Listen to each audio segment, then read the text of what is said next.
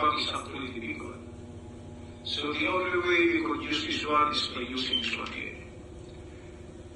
We insert this one on the big USB, and the small one will go to the cell phone, round.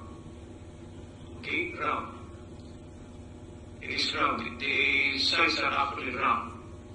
It will not be same like the one with the triangle.